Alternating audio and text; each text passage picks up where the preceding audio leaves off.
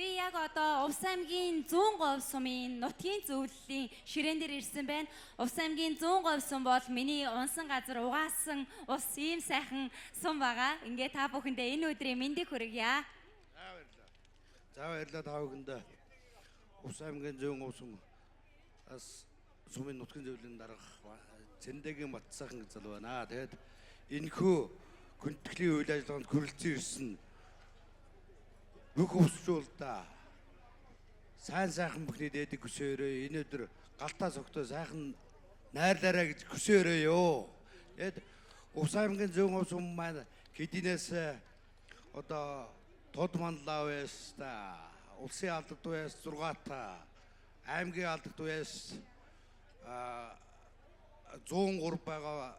Ийм учраас бид бүхэн 100% сумын ард иргэд хоорондоо ярьж байгаа Улаанбаатар хотын 100% сумын нутгийн зөвлөл өгөөд 100% сум дах дөнөнгөх морин эсвэр холбооны хамт олонтойгоо хамтраад Хязаалан насны морь буюу 99.7 сая төгрөгийг 100% сумын нутгийн зөвлөлийн хамт олон дөнөнгөх эсвэр хорооны хамт олонтойгоо хамтраад 100% ивэн тэтгэр болж байгаа дуулах туйлын таатай байна.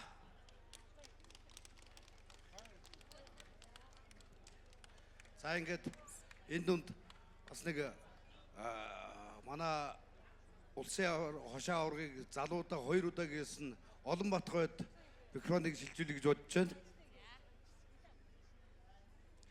За энэ түүхт 100 жилийн хойгоо бол 100 бол бас нэмэр ханд уруулна сайхан ажиллах гэж бодож байна.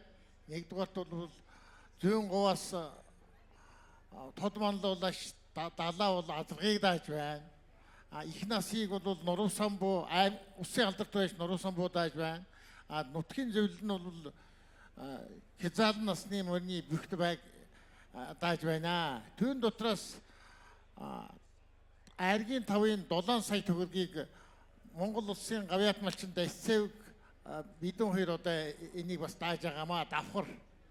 Тэгээд хамгийн гол нь 100%-уудын оролцоог бол сайхан нутгийн Улаанбаатар хот байгаа нутгийн зөвлөлтөйгээ хамтран ажиллаж хүн бүхний оролцоог жиг сайжруулснаар одоо бол энэ хойдоо бол өргөн бэлэг тавихаар шамдан ажиллаж байна.